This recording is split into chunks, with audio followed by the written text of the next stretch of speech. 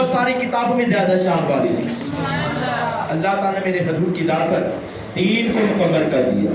دین کو کیا کر دیا؟ مکمل کر دیا۔ الیوم اکملت لکم دینکم واتممت علیکم نعمتی ورضیت لکم الاسلام دینا۔ اللہ تعالیٰ نے فرمایا پیارے حبیب آج کے دن ہم نے آپ کے لیے آپ کے دین کو مکمل کر دیا، آپ نے اپنی نعمت کو پورا کر دیا، ہم نے آپ پر اپنے دین کو مکمل کر دیا، اور آپ کے اوپر ہم نے اپنی نعمت کو مکمل کر لیا، اور ہم نے دین اسلام کو تمام دینوں سے زیادہ پسندیدہ فرما لیا۔ سارے دینوں میں پسندیدہ دین وہی دین ہے کہ جو میرے آقا علیہ السلام لے کر آئے، اور حضور علیہ السلام پر اللہ تعالیٰ نے دین کو مکمل کر دیا، قرآن کو مکمل کر دیا۔ اپنی خوش قسمتی پر ناز کیا کریں، کیونکہ جب یہ قرآن کی نازل ہوئی نا کہ ہم نے آج کے دن حضور علیہ السلام پر دین کو مکمل کر دیا، تو ایک یہودی کہنے لگا کہ اے عمر کاش کہیں یہی آیت کریمہ اللہ تعالیٰ جل ہمارے اوپر نازل فرماتا کہ ہم نے آج کے دن تمہارے اوپر دین کو مکمل کر دیا، کہتے خدا کی قسم ہم اس دن کو عید کا دن بنا لیتے۔ سبحان اللہ۔ اس دن کو کیا بنا لیتے؟ کس دن کو؟ کہ جب قرآن مکمل ہوا، دین مکمل ہوا۔ عمر فاروق نے اس کو کہا ارے نادان کیا تو یہ سمجھتا ہے کہ ہم ان عظمتوں والے دنوں کو نہیں مناتے؟ ہم یہ شان والے دنوں کی عظمت کو بھولے بیٹھے؟ نہیں، کہنے لگا خدا کی قسم مجھے بالکل یاد ہے جب یہ آیت نازل ہوئی تھی، ارے ہماری تو 2 عیدیں تھی۔ جب یہ آیت نازل ہوئی کتنی عیدیں تھی؟ کہتے تو ایک عید میں عید منا رہا ہے، ارے ہماری 2 عیدیں ہیں۔ اچھا وہ کون سی؟ کہنے لگا جب یہ آیت نازل ہوئی تو دن تھا یوم عرفہ کا۔ دن کون سا تھا؟ یوم عرفہ کا دن بھی عید کا دن ہے۔ فرمایا یوم عرفہ کا دن تھا، اور دن تھا جمعہ المبارک کا، تو جمعہ بھی عید کا دن، یوم عرفہ بھی عید کا دن۔ کہتے ہیں کہ اے نادان تم ایک عید کہتے ہو، ہم مسلمان تو نزول قرآن پر دین کی تکمیل پر 2 عیدیں مناتے ہیں۔ کتنی عیدیں مناتے ہیں؟ 2۔ تو فرق آ گیا کہ نہیں؟ پہلی آسمانی کتابیں بھی شان والی ہیں، مگر جو مرتبہ اللہ تعالیٰ نے قرآن کو عطا فرمایا ہے وہ کسی اور کتاب کے حصے میں آیا نہیں ہے۔ قرآن پاک ہر لحاظ سے شان والا ہے، ہر لحاظ سے مرتبے والا ہے۔ اچھا اب آ جائیں اہل مکہ کی طرف۔ مکہ والوں کی اگر آپ نے تاریخ پڑھی ہو یا کسی سے سنی ہو تو یہ بڑے فصاحت و بلاغت والے تھے۔ مثلا کوئی بھی بات کرنی، بات کو شعروں میں بیان کرنا، کوئی کہانی لکھنی اس کو بھی شعروں میں بیان کر دینا۔ اور تو اور اگر کوئی مرد گناہ کرتا، حالانکہ گناہ کو چھپانا چاہیے، گناہ کو چھپانا چاہیے، کیوں؟ اس لیے کہ جو انسان گناہ پر پردہ ڈالتا ہے تو پھر اللہ تعالیٰ بھی اس کے گناہ پر پردہ ڈال دیتا ہے۔ تو جو بندہ گناہ کر کے پھر اس گناہ کا لوگوں کے آگے اعلان کرتا ہے، مثال کے طور پر جھوٹ بولنا گناہ ہے کہ نہیں؟ تائمیاں ہے کہ نہیں؟ بول کے داسنا جھوٹ بولنا گناہ ہے۔ ایک تو آپ نے جھوٹ بول لیا، اب آپ 10 بندوں کے سامنے کہا یار دیکھیے میں جھوٹ بول کے فلاں بندے نے کتنا میں خودو بنایا ہوں، کتنا گرا دیتا ہے نا۔ ایک تو گناہ کر لیا جھوٹ بولنا، دوسرا آپ نے اتنے لوگوں کو گواہ بنا لیا کہ میں نے گناہ کیا ہے، میں نے جھوٹ بولا ہے۔ اب یہ گناہ جو ہے جب لوگوں کے سامنے آ جاتا ہے، گواہ ہو جاتا ہے، پھر اللہ تعالیٰ کی ذات بھی معاف نہیں کرتی۔ وہ بڑا قادر کریم ہے، معاف فرمانے پر قادر ہے، مگر گناہ کر کے اس پر گواہوں کو قائم نہیں کرنا چاہیے۔ گناہ ہو گیا، رب کی بات میں جھک جائے، اللہ تعالیٰ کی بات میں شرمندہ ہو جائے، گناہ کی معافی مانگے۔ اچھا معافی مانگنے کا پتہ کیا فائدہ ہوگا؟ نبی کریم رؤوف رحیم سربراہ مال کے کون مقام احمد مصطفیٰ حضرت محمد مصطفیٰ صلی اللہ علیہ وسلم نے ارشاد فرمایا جو انسان گناہ ہونے کے بعد اس پر شرمندہ ہو جاتا ہے، اس پر نادم ہو جاتا ہے، اس کو پچھتاوا ہوتا ہے، تو اللہ تعالیٰ جو اس کو ایسے کر دیتا ہے کہ جیسے اس نے گناہ کیا ہی نہیں ہوتا۔ گناہ ہونے کے بعد اس پر شرمندہ ہونا چاہیے، نہ کہ انسان دیدہ دلیری کرے، کہ میں نے دیکھو یہ گناہ کیا. اچھا بات کر رہا تھا عرب والوں کی. وہ کوئی گناہ بھی کرتے نا تو اس گناہ کو شعروں میں لکھتے, لکھ کر کعبۃ اللہ شریف کے غلاف پر چشمہ کر دیتے. استغفر اللہ.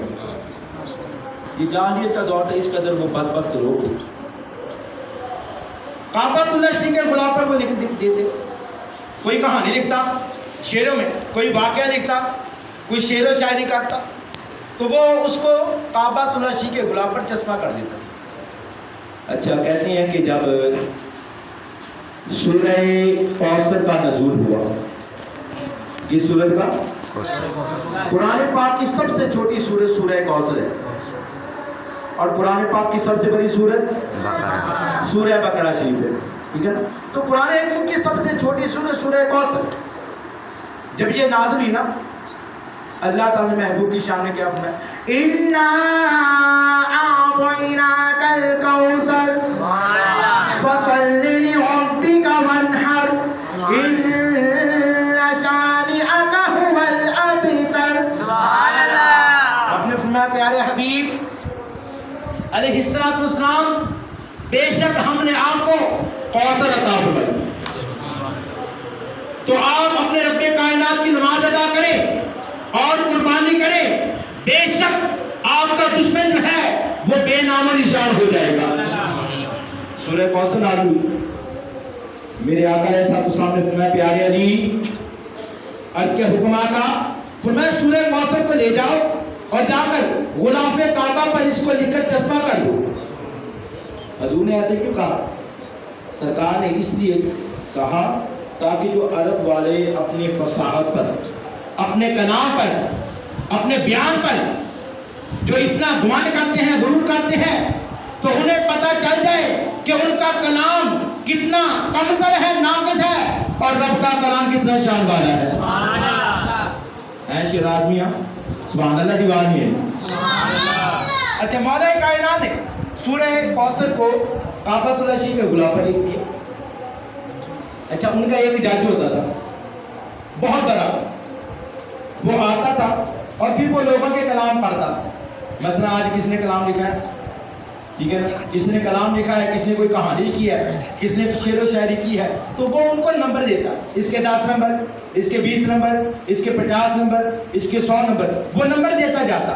اچھا نمبر دیتا دیتا جب وہ پہنچا سورہ کوثر کے پاس, سورہ کوثر کو پڑھنا شروع کر دیا. اِنَّا أَعْطَيْنَاكَ الْكَوْثَرَ فَصَلِّ لِرَبِّكَ وَانْحَرْ إِنَّ شَانِئَكَ هُوَ الْأَبْتَرُ. تو اس نے قلم اپنے منہ میں ڈال لیا اور سوچنے لگا یہ کلام کتنا شان والا ہے. اگر تو سبحان اللہ کی جان والی, یہ کلام کتنا شان والا ہے, یہ کتنا عظمت والا ہے, اس کی فصاحت و بلاغت کتنی اعلیٰ ہے. وہ سوچنے لگا کہ میں نے دوسرے کلاموں کو تو نمبر دیے ہیں, مگر یہ کلام اتنی شان والا ہے کہ میرے پاس ایسا نمبر نہیں جو اس کلام کو دے سکوں. میرے پاس نمبر ختم ہو گئے ہیں جو میں اس کو دے سکوں. یہ کلام اتنی شان والا ہے. نیچے اس کو لکھنا پڑا ما ھذا کلام البشر. کہنے لگا لوگوں سن لو, وہ جتنے کلام ہیں وہ لوگوں نے لکھے ہیں, انسانوں نے لکھے ہیں, ان کے نمبر ہیں, مگر یہ کلام ما ھذا کلام البشر, یہ کسی بندے کا کلام ہے نہیں ہے, یہ تو کسی اعلیٰ ہستی کا کلام ہے. تو عرب والے بھی جس کے آگے گھٹنے ٹیک دیں, ارے وہ کلام رب کائنات ہے. اے کلام الہی میں شمس و ضحیٰ, اے کلام الہی میں شمس ضحیٰ, تیرے چہرہ نور و فضا کی قسم, قسم شب تارے قسم شب تارے میں راضی یہ تھا, محبوب کی زلف دوتا کی قسم صلی اللہ علیہ وآلہ وسلم. تو حاضر محترم عرب والے بھی جس کے آگے گھٹنے ٹیک دیں وہ رب کائنات کا پاک قرآن ہے. نہ آسمانی کتابوں میں کوئی کتاب قرآن جیسی, نہ عرب والوں کا کلام میرے رب کائنات کے قرآن جیسا. قرآن اعلیٰ ہے، افضل ہے اور اکمل کلام ہے۔ بیٹا سیدھے ہو جاؤ، اے توجہ ادھر، تھپڑ چڑھے گا یار، کی کرنا ہے بچے روکیا کرو، توجہ میری طرف۔ دنیا میں کوئی بھی کتاب نہیں، طلبہ بھی بیٹھے ہوئے ہیں، تو جب کسی کتاب کا امتحان لے لیتے ہیں نا، دوبارہ ہاتھ لگانے کو دل کرتا ہے؟ نہیں کرتا۔ دنیا میں بے شمار کتابیں ہیں، علم بھی بے شمار ہے، بے شمار علوم پر بے شمار کتابیں لکھی گئی ہیں، ٹھیک ہے نا؟ تو اب جتنی بھی کتابیں ہیں تو بندہ جب ان کو پڑھ لیتا ہے نا، ایک مرتبہ بڑی مشکل 2 مرتبہ پڑھتا ہے، دوبارہ پڑھنے کو دل چاہتا نہیں، دل اس سے اکتا جاتا ہے، جی نہیں چاہتا اس کو دوبارہ پڑھنے کو۔ یہ دنیا کے کلام کی یہ بات ہے، یہ دنیا کی کتابوں کا یہ مقام ہے، ایک مرتبہ پڑھ لیا، دوسری مرتبہ بندہ نہیں پڑھتا۔ ہاں کوئی مجبوری ہو، مثلا وہ پیپروں میں فیل ہو گیا تو اس کو مجبوری کے طور پر دوبارہ پڑھنی پڑ جائے تو وہ علیحدہ بات ہے، مگر خوشی سے دوبارہ کتاب پڑھتا نہیں ہے۔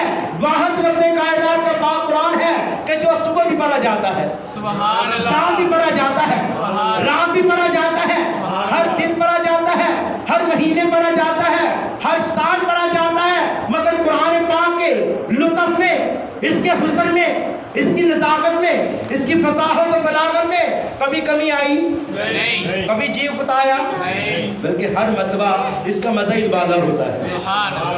مطلب جتنا بھی اس قرآن کو پڑھتا جاتا ہے تو قرآن پاک پڑھنے والے کو اتنا ہی زیادہ مزہ آتا ہے، لذت آتی ہے۔ یہی وجہ ہے کہ مولا کائنات حضرت علی شیر خدا کرم اللہ وجہہ الکریم، کون مولا علی شیر خدا؟ حضور نے فرمایا انا مدینۃ العلم وعلی بابھا، اور کما قال، فرمایا کہ میں علم کا شہر ہوں، سبحان اللہ، میں علم کا شہر ہوں، میں علم کا شہر ہوں، میرا علی اس کا دروازہ ہے، سبحان اللہ، علی اس کا دروازہ ہے۔ کبھی فرما دیا انا دار الحکمت والی بابھا، اور کما قال، فرمائے حکمت، میں حکمت کا شہر ہوں اور میرا علی اس کا دروازہ ہے، سبحان اللہ۔ تو وہ مولا کائنات کرم اللہ وجہہ الکریم فرماتے ہیں کہ جب رب کائنات عز و جل سے کلام کرنے کو جی چاہے تو میں رب کائنات کا قرآن کھول لیتا ہوں، میں قرآن کی تلاوت کرتا ہوں، میں قرآن پاک کی آیات بینات کی تلاوت کرتا ہوں، اور جب تلاوت کرتا ہوں تو رب کائنات سے ہم کلام ہونے کا شرف حاصل ہو جاتا ہے۔ عزیزان محترم، اس قرآن حکیم کی عظمت اور شان کا ہم ذکر کر رہے ہیں کہ جو قرآن جس رات میں آئے وہ رات بھی شان والی، سبحان اللہ، وہ قرآن جس رات میں آئے وہ رات بھی شان والی، ارے قرآن جس جگہ آئے وہ جگہ بھی شان والی، سبحان اللہ۔ پہلی وحی قرآن حکیم کی پہلی وحی سورہ علق کی پہلی 5 آیتیں کس غار میں نازل ہوئی تھی؟ کس غار میں نازل ہوئی تھی؟ غار ہیرا میں۔ کس غار میں؟ غار ہیرا میں۔ قرآن جس رات آیا وہ رات بھی شان والی، ارے جس قرآن غار میں قرآن پاک کا نزول شروع ہوا وہ غار بھی شان والا۔ آج بھی وہ وہاں پر جنہوں نے ماشاءاللہ غار ہیرا کی زیارت کی ہے تو انہوں نے دیکھا ہوگا وہاں پر یہ سورہ علق کی پہلی 5 آیاتیں وہاں پر لکھی ہوئی ہیں۔ اقرا بسم ربک الذی خلق، خلق الانسان من علق، اقرا وربک الاکرم الذی علم بالقلم، علم الانسان ما لم یعلم۔ تو وہ غار بھی شان والا جہاں رب کائنات کے قرآن کا نزول ہوا اور جس قلب مصطفیٰ پر پورا قرآن نازل ہوا، سبحان اللہ۔ وہ میرے آقا علیہ السلام کا کلمہ پاک کتنی شان والا ہے، کتنی شان والا ہے، کتنے مرتبہ مقام والا ہے۔ تو یہ وہی قرآن ہے کہ جس کو اگر پڑھ لیتا ہے، اس کو سیکھ لیتا ہے، اس کو یاد کر لیتا ہے تو وہ قاری قرآن بن جاتا ہے، حافظ قرآن بن جاتا ہے۔ اور پھر شان کیا ہوتی ہے، مقام کیا ہوتا ہے؟ کہتے ہیں کہ حافظ قرآن جس نے قرآن حفظ کیا اور حفظ کرنے کے بعد اس کو یاد رکھا۔ آج بعض بچے قرآن میں حفظ کرتے ہیں تو حفظ کرنے کے بعد وہ بولتے ہی قرآن کو ہاتھ میں لاتے ہیں اور نتیجہ کیا نکلتا ہے؟ وہ قرآن پاک کو بھولنا شروع ہو جاتے ہیں، قرآن پاک بھول جاتا ہے۔ اور اس پر میرے آقا علیہ السلام کی وحی سنتے گئے۔ آقا علیہ السلام نے فرمایا کہ میری بارگاہ میں لوگوں کے اعمال پیش ہوئے اور میں نے اس سے بڑھ کر کوئی گناہ نہیں دیکھا کہ کسی انسان کو اللہ نے قرآن کی کوئی آیت دی ہو اور اس نے یاد کر کے اس کو بھلا دیا۔ استغفر اللہ۔ تو یہ بہت بڑا گناہ ہے. قرآن کو یاد کر کے بھلا دینا یہ بہت بڑا گناہ ہے. کیوں کہ یاد کرنے کا مقام بہت بلند والا ہے. جس کے یاد کرنے کا مقام بلند ہے تو بلانے کا پھر گناہ بھی تو زیادہ ہوگا نا. مقام کتنا بلند والا ہے. میرے آقا نے ایسا سامنے فرمایا جس نے قرآن کو پڑھ کر یاد کر لیا. اللہ ہلکا سو گیا. سبحان اللہ. جس نے قرآن کو پڑھ کر یاد کر لیا اور اس کے حلال کو حلال جاننا حرام کو حرام جاننا تو اللہ تعالیٰ جل قیامت کا دن ہوگا رب کائنات اس کے والدین کو ایسا تاج پہنائے گا ارے جس کی روشنی سورج اور چاند سے کہیں زیادہ ہوگی. سبحان اللہ. تو جن کے والدین کا یہ مقام ہے جن کے والدین کا یہ مقام ہے ارے اس حافظ قرآن کی کتنی اونچی شان ہوگی. کوئی اندازہ کر سکتا ہے؟ شراز ہے کوئی اس مقام کو ماپ سکتا ہے؟ رب کائنات جل نے بھی بات بتا دی. کہتے ہیں کہ جب حافظ قرآن جنت میں جائے گا اللہ تعالیٰ فرمائے گا حافظ قرآن جنت کی سیڑھی پر قدم رکھنا شروع کر دے درجات پر قدم رکھنا شروع کر دے. ادھر قدم رکھتا جا ادھر قرآن پڑھتا جا. ادھر قدم رکھتا جا ادھر قرآن پڑھتا جا. تو جب قرآن پڑھتے پڑھتے پڑھتے تیری منزلیں بلند ہوتی جائیں تیرے درجے بلند ہوتے جائیں تو یہاں پر جا کر قرآن حکیم کی سورہ ناس کی والناس آخری آیت کریمہ کی شین آ جائے گی تو وہاں پر جنت میں تیرا مقام ہوگا. حافظ قرآن بڑی شان والا ہے. عرض کر رہا تھا کہ قرآن جس غار میں آیا وہ غار شان والا اور جس سینے میں آیا وہ سینہ شان والا اور جس نے اس قرآن کو حفظ کر لیا اللہ تعالیٰ اس پر وہ لگا دیتا ہے. لوگ نام بھول جاتے ہیں کہتے ہیں حافظ صاحب آ گئے کہتے کہ حافظ جی آ گئے حافظ صاحب کیا آ گیا حافظ صاحب تشریف لے آئے قاری قرآن آ گئے نام نہیں لیتے. کیوں کہ قرآن پاک ہے ہی ایسی شان والا جس کی نسبت اس قرآن سے ہو جاتی ہے زمانہ اس بندے کو بھول جاتا ہے بس قرآن کو یاد رکھتا ہے. حافظ صاحب قاری قرآن تو اس قرآن پاک کی مرتبہ مقام بہت بلند بات ہے. اس کی شان بڑی اعلیٰ ہے. دنیا میں رہ کر اس قرآن کے ساتھ جو اپنے تعلق کو مضبوط کرتے ہیں جو قرآن پاک سے اپنے آپ کو وابستہ رکھتے ہیں روزانہ اس کی تلاوت کرنا اس کو پڑھنا اور اس کا پڑھنا جو ہے وہ اپنی عادت بنا لیتے ہیں تو پھر جب مرنے کے بعد انسان قبر میں جاتا ہے بڑے بڑے جگری یار مٹی پا کے واپس آ گئے سگے بہن بھائی والدین عزیز و اقارب بتائیں کوئی قبر میں ساتھ جاتا ہے؟ شہباز صاحب جانتا ہے کوئی؟ بڑے بڑے سجن تے تو بغیر مار جمع ہوئے یار رہ نہیں سکتے. وہ دعوے کرنے والے پیچھے رہ جاتے ہیں. تنہا قبر میں تجھے اتارا جائے گا ارے وہاں پر تو اکیلا ہوگا دوست تیرے ساتھ نہیں ہوگا بھائی ساتھ ہوگا نہیں رشتہ دار نہیں عزیز و اقارب والدین کو بڑی محبت ہوتی والدین ماں بڑی محبت کرتی ہے. ماں کہتی کہ میں بیٹے تو بغیر رہنے کوئی نہیں تو ماں بھی نہیں وہاں پر جاتی. اکیلا انسان ہوتا ہے اے انسان وہاں پر تو ہوگا تنتنا ہوگا وہاں پر اگر کوئی شے جائے گی تو رب کائنات کا وہ قرآن جائے گا کہ دنیا میں رہ کر جس کی تو تلاوت کرتا ہوگا. آپ کہیں گے خرچہ پتہ نہیں ہوتی گل کریے بڑی مشہور حدیث پاک ہے بلکہ سورہ ملک کی یہ شان نزول میں بھی آتا ہے. سورہ ملک کی عظمت پر بھی ایک واقعہ ہے جس کا خلاصہ صحابہ کرام نے ایک جگہ پر پڑاؤ ڈالا خیمہ لگایا رات کا وقت انہیں پتہ نہیں چلا جہاں پر قبر ہے. ادھر رات کا وقت ہوا ادھر اس قبر سے اللہ کے قرآن کی تلاوت کی آواز آنے شروع ہو گئی. تبارک الذی بیدہ الملک وہو علی کل شیء قدیر. سبحان اللہ. دادا میرے دوست سبحان اللہ. سورہ ملک کی تلاوت ہو رہی ہے. اچھا صحابہ نے ادھر دیکھا ادھر دیکھا آواز تو آ رہی ہے قرآن کی مگر قرآن پڑھنے والا نظر آتا نظر نہیں آ رہا. بڑے حیران ہوئے یہ کیا ماجرا ہے یہ کیا معاملہ ہے. تو صحابہ کرام کی بہت پیاری عادت ہے بہت ہی پیاری عادت. وہ کیا تھی جب کوئی مشکل آ جاتی کوئی پریشانی آ جاتی مسئلہ حل نہ ہوتا ہو جاتی. مشکل حال نہ ہوتی مشکل حال نہ ہوتی تو نبی کی بات میں جاتے. لوگ کہتے اللہ تو صبح پہ مشکل گزار ہے. اب پرسوں کہا تو فیس بک پہ اللہ ہی مشکل گزار, نبی مشکل کیا نہیں, مشکل کچھ نہیں, وہ مشکل گزار, وہ مشکل کچھ نہیں. میرے یہ دسو صحابہ کرام یہ بات نہیں جانتے تھے کہ نہیں؟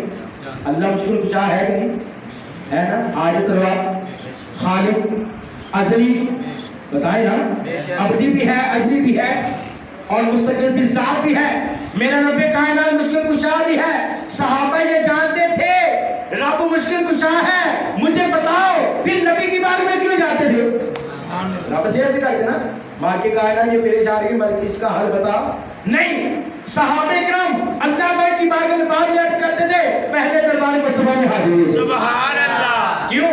وہ جانتے تھے ارے رب کائنات مشکل کشا ہے. حقیقی طور پر, ذاتی طور پر اس کو کس نے مشکل کشا بنایا نہیں ہے. اس کو کس نے یہ شان دی نہیں ہے. وہ اپنی قدرتوں سے ہے. ہاں, یہ نبی وہ ہے کہ جس کو میرے رب کائنات نے نوازا ہے, اور اس نبی کو رب نے مشکل کشا بھی بنایا ہے. سبحان اللہ. سبحان اللہ. آگے ہو جائے تو میرے یہ دیکھا لانے والا سوال یاد کر دیں. سبحان اللہ. تو نبی مشکل کشا ہے, ربی بھی مشکل کشا ہے, نبی بھی مشکل کشا ہے, علی بھی مشکل کشا ہے. سبحان اللہ. صدیق اکبر بھی مشکل کشا ہے. سبحان اللہ. یہ قرآن پاک آج جو ہمارے پاس کتابی صورت میں ہے, اور یہ ساری نعمت, یہ ساری جو شوکت ہے, یہ سیدنا صدیق اکبر رضی اللہ تعالیٰ کے دور اقدس میں ہوئی ہے. صدیق اکبر بھی مشکل کشا ہے, عمر فاروق بھی مشکل کشا ہے, کہ جتنی دین اسلام کی تبلیغ, جتنی دین کی خدمت حضرت عمر فاروق کی ذات نے کی ہے, کہ 12 لاکھ مربع میل سے بھی زیادہ علاقہ آپ نے فتح کر کے دین اسلام کا جھنڈا گاڑ دیا. عمر فاروق بھی مشکل کشا, عثمان غنی بھی مشکل کشا.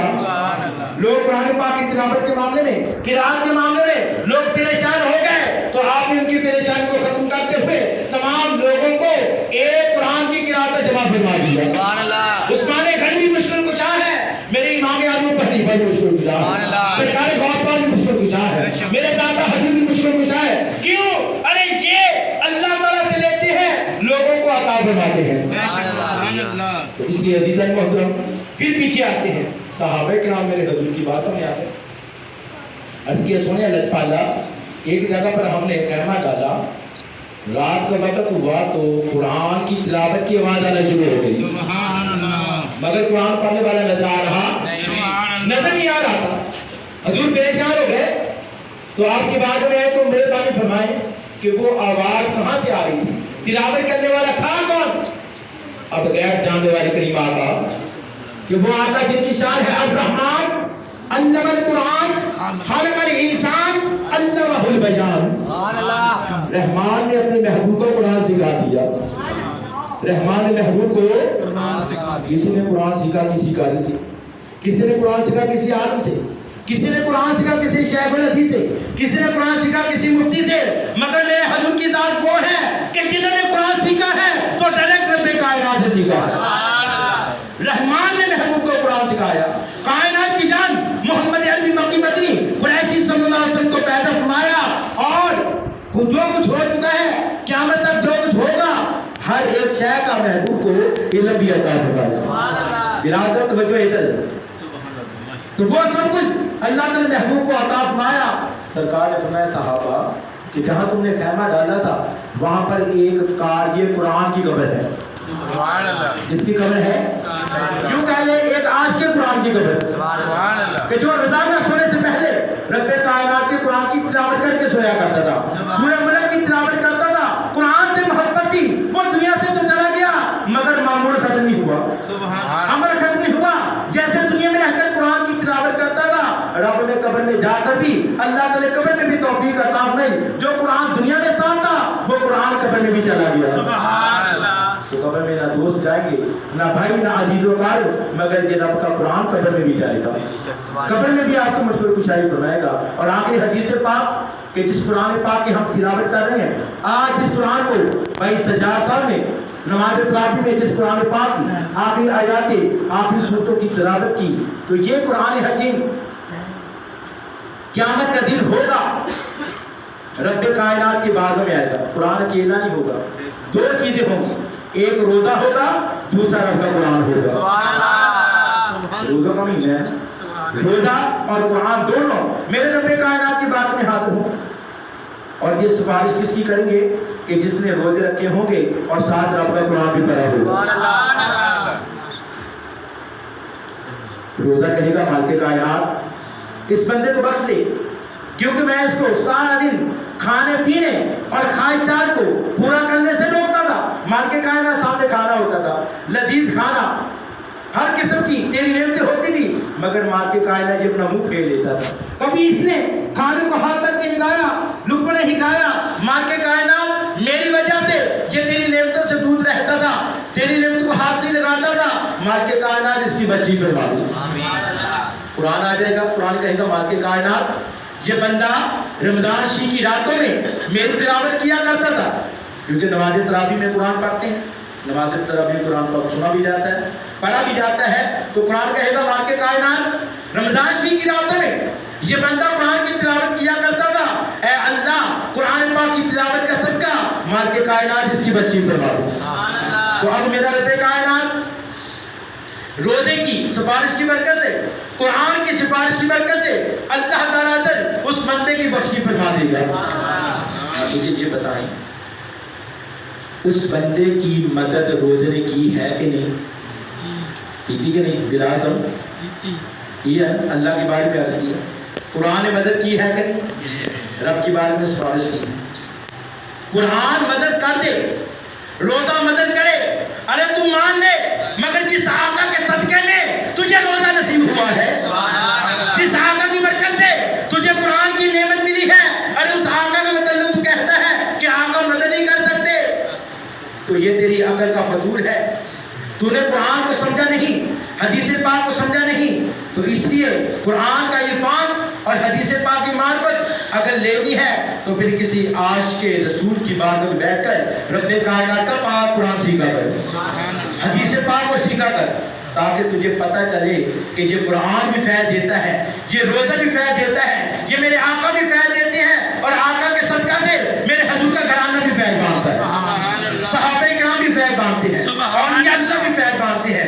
ایسی ان کی قبروں پر, ایسی مزارات پر ایسی رونقیں لگی ہوئی, میرے داتا حضور کا ذکر جن کا لنگر 24 گھنٹے چلتا ہے, مہینے میں 30 دن ہوتے ہیں, تو 30 دن میرے داتا حضور کا لنگر چلتا ہے. سرکار بہت سا کر دیا تو کی 11ویں اتنی مشہور ہے, جو 11ویں نہیں دلاتے نا, 11ویں کو نہیں مانتے. آپ ان سے پہلے یاد آج دو ہے گا کہیں, وہ کہتے نہیں جی آج دو نہیں, کیوں آج 11ویں شریف ہے, 11ویں ہے, انہیں زبان کو بھی آج 11ویں شریف ہے. اللہ تعالیٰ نے 11ویں کو اتنا مقبول کیا, کیوں؟ یہ 11ویں والے پیر یہ قرآن سے اتنی محبت کرتے تھے, 15 سال روزانہ ہر رات ایک قرآن پر مکمل فرمائے گا. سبحان اللہ, سبحان یہ قرآن کا سارا فیض, یہ نگاہ مصطفیٰ کا سارا فیض. نعرہ تکبیر, نعرہ رسالت, نعرہ حیدری, نعرہ غوثیہ, نعرہ غوثیہ. بہت زیادہ ہو گیا. وزیدہ محترم, آخر میں اللہ کی بات میں یہی دعا ہے کہ رب کائنات ہم سب کو قرآن پاک پڑھنے, سمجھنے اور اس پر عمل کر کے آگے پھیلانے کی توفیق عطا فرمائے. تو یہ کلام بھی ہے رب اللہ رجل. آپ کسی مدرسہ ہادہ میں شعبہ درس نظامی یعنی ایم اسلامیات عربی, اس میں داخلہ بھی جاری ہے. شعبہ حفظ قرآن, شعبہ ترجمہ تفسیر اور شعبہ ناظرہ قرآن حکیم میں داخلہ جاری ہے. طلبہ طالبات دونوں کی علیحدہ کلاسی ہیں. تو جیسے آج کل بچے اسکول سے فارغ ہو رہے ہیں, تو 5ویں کلاس بچے فارغ ہو رہے ہیں, تو ان کے لیے تو بڑا بیسٹ یہ موقع ہے. 5ویں کلاس پڑھ کر جو قرآن کا حفظ کر لے تو اس کو تو آج کل ڈائریکٹ 9ویں میں داخلہ ملتا ہے. ایسی ہے 9ویں میں داخلہ مل رہا ہے, کیونکہ آدمی کا بورڈ ختم ہو گیا, اب 9ویں میں داخلہ ملتا ہے. تو یعنی 3 کلاسیں اس کو معاف ہے, 6ویں 7ویں 8ویں, 9ویں میں ڈائریکٹ داخلہ. تو کتنا فائدہ ہے. اللہ کے قرآن پاک کو حفظ کرنے کا یہ بڑا سنہری موقع ہے. تو جن دو صحابہ کے بچے جنہوں نے 5ویں کلاس پاس کی ہے، یا اسی طرح ہماری مائی بہن تشریف فرمائیں جن کے بچوں نے 5ویں کلاس پاس کی ہے، تو وہ اپنے بچوں کو شعبہ حفظ میں داخل کروائیں تاکہ آگے دینی تعلیم کی برکت سے اگلی جو کلاسیں ہیں تو اس کے لیے وہ زیادہ آسان ہو جائیں، 9ویں میں داخلہ بھی مل جائے گا، اور پھر حافظ قرآن کو ادارے والے رعایتی نمبر بھی دیتے ہیں۔ ٹیچر آدمیاں ایسی ہیں نا، میں نے میٹرک امتحان دی تو مجھے رعایتی نمبر بھی دیتے ہیں، تو ہر شعبہ اس کی عزت کرتا ہے، کس کی کہ جس کے سینے میں رب کا غلام ہوگا۔ اللہ تعالیٰ آپ کو ہم سب کو اس قرآن پاک کے نور سے فیض یاب ہونے کی توفیق عطا فرمائے، یہ آقا علیہ السلام کی بارگاہ سے فیض یاب ہونے کی توفیق عطا فرمائے۔ آمین ثم آمین۔ درود و سلام۔